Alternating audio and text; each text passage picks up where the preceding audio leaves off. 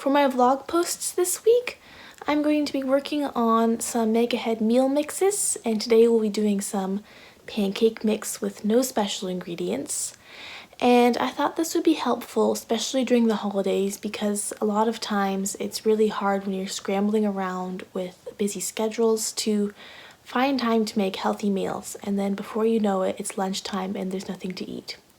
So this week's posts are going to be geared towards making meals the easiest way possible, and a lot of times that will include prepping something the night before or a week in advance that you can pull out of the fridge or the cupboard and is ready to go.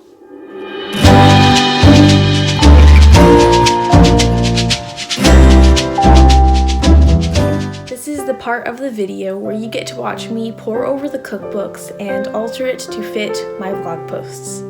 So right here I have the Trim Healthy Table cookbook, and I am on page 341 looking at the chocolate chip pancake recipe, and I am going to alter it so it is fit for NSI, no special ingredients, and I'm going to pick out the ingredients that I know I can mix the day ahead. Then I'm going to decide whether or not I'm brave enough to mix it all up the night before or whether I should just keep it in a powder form.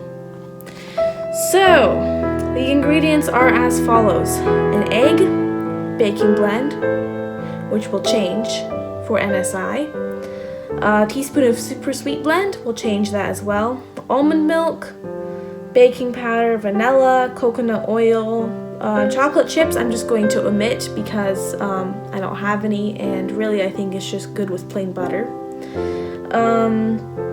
Cooking spray, I'll just use butter as well, coconut oil for serving, and the syrup. So for the baking blend, I'm going to use a ratio of coconut flour, almond, and oat fiber. I think that's it. I'll put the ratios in later. And for the super sweet blend, I'll probably just use a couple donks of stevia. Now, what you do is mixing it together. I'm going to say that since there's only an egg and the almond milk and coconut oil, we're gonna do this both ways. Yep. I'm going to make a double batch, and I'm going to save one in the powder form. And just for kicks, I am also going to mix it up completely the night before, including the egg and the coconut oil, everything. So the batter is actually made. Put it in the fridge, and we will see how that does sitting overnight and frying it up in the morning on the griddle. And so I guess we'll be doing it make ahead two ways. One as in the pancake mix, and two as in the actual pre-made batter. So we'll see how that works out. During busy phases of our lives, especially Christmas time, it is really easy to lose focus on the most important thing, the birth of Christ. And sometimes we can get so hyper-focused on shopping and gatherings, and making healthy meals can just put some people right over the top. But at the same time, it's important to still be able to eat healthy so that we can be able to participate in what God wants us to participate in. So making these meals ahead of time is one of the ways that can allow us to take a step back and focus on what really matters and still be able to eat healthy as well. So right now I'm just about to make two versions of the chocolate chip pancakes. One, I'll be doing just the mix, and I will transfer that into a Tupperware so I can have that as a dry mix. And then I'm going to go ahead and experiment and try to make it actually made, the batter. And we'll see if that does good overnight in the fridge. I am not using the baking blend. I will be using a mix of 1 part coconut flour, 1 part almond, and 1 part oat fiber. So I'm going to go ahead and measure out 1.5 tablespoons of each.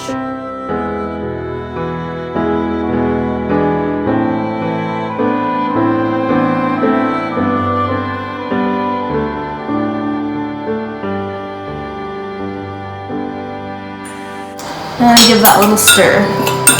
This will be my no special ingredient baking blend. It's a great substitute, and it's worked pretty well for me in the past, so hopefully it'll work good for the pancakes.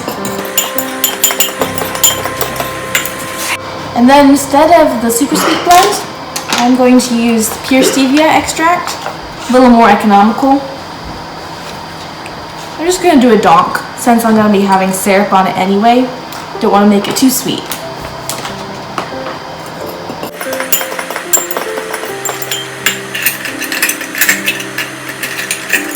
This is a 1/3 cup measuring cup, and I'm going to be putting in almond milk.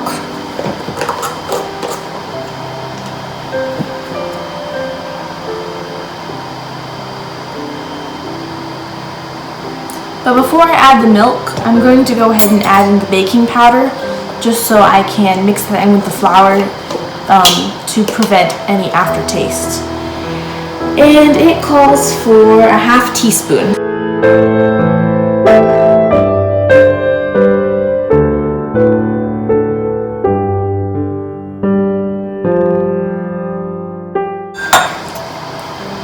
And then my almond milk. And my egg.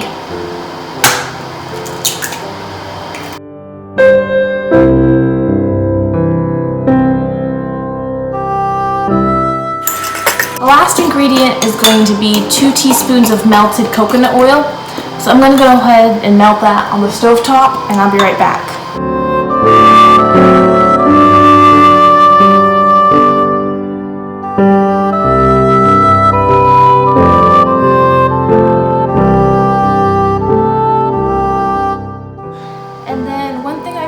Especially with coconut flour, is it tends to thicken up as it sits.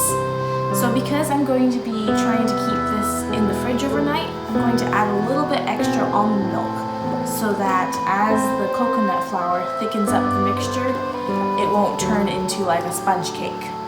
Just a couple tablespoons.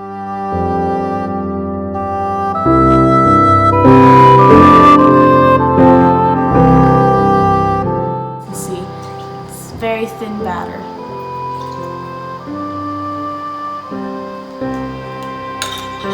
And I'm going to go ahead and put that in the fridge and fry it up tomorrow for breakfast.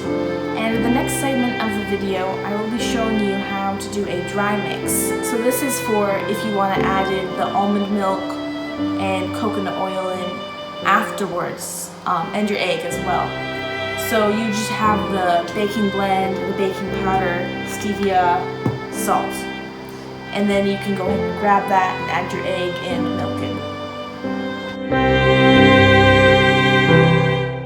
So I have this little snap-on Tupperware right here, and I'm going to put my mix in it. First starting by measuring out my flours again.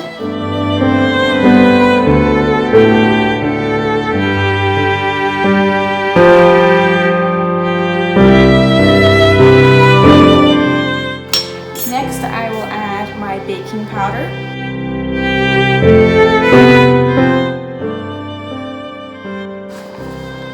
One donk of stevia. And my dash of salt. And we'll give it a mix here.